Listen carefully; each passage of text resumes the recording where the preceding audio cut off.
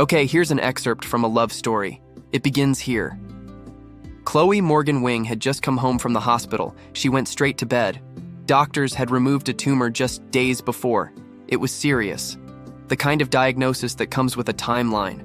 She'd lost so much weight her wedding ring slipped off and rolled under the bed. She didn't have the strength to reach for it.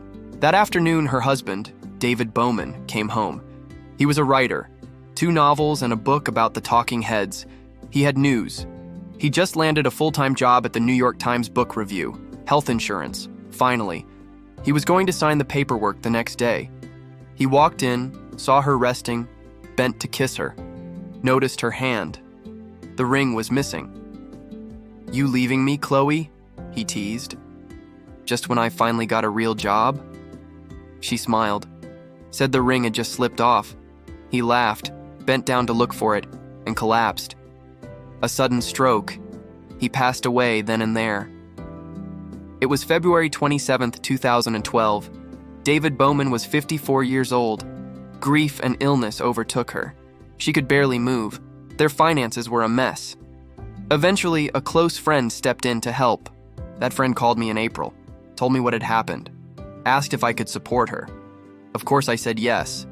And then I added, "Ivy probably been Chloe's friend longer than anyone else, and I've been in love with her since 1974.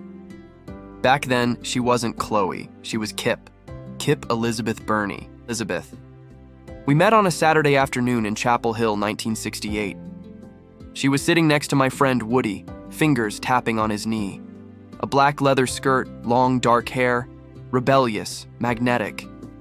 We spent that spring together. Tennis matches, art exhibits, foreign films, late nights on Franklin Street. The music was loud, the politics louder. We were all trying to figure out who we were. She graduated early and moved to DC. Worked with teens, lived with friends, dated literary figures. I drifted into a string of newspaper jobs. And let's just say, I didn't exactly thrive. At one point, I found myself jobless, broke, playing Santa at a department store. Days before Christmas, I ran into Woody and Paul. They were headed to DC. I hitched a ride. We ended up at Kip's apartment. I drank too much, passed out on her floor. A few months later, I found my own way to DC, lived with some Chapel Hill friends, tried and failed to get a job with the Watergate Committee. Wound up working construction, underground, literally. I was a carpenter building the DC Metro, not a great gig. Life was simple, work, drink, weekend parties.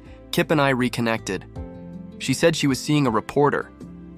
"It's not serious," she told me. In the summer of 1974, the whole city was fixated on Watergate. Kip knew the reporters, the editors. They'd gather at the 3rd edition after long days chasing leads. Me? I was more into the other Capitol scandal, one that involved a congressman and a performer from a club called the Silver Slipper. For reasons that made sense at the time, I asked Kip to meet me there one Saturday. She showed up in tears. "I lost the baby," she whispered. "I was feeling good and then it all changed. I didn't even know she'd been pregnant. All I could do was sit with her, hold her, listen. Later I took her home, tucked her in, stayed with her until she finally fell asleep. So yeah, that's where things stood. This is a love story. Star-crossed maybe, but maybe not. Maybe it's just one of those things that happens to you. Something you can't always explain, but you feel it in your bones.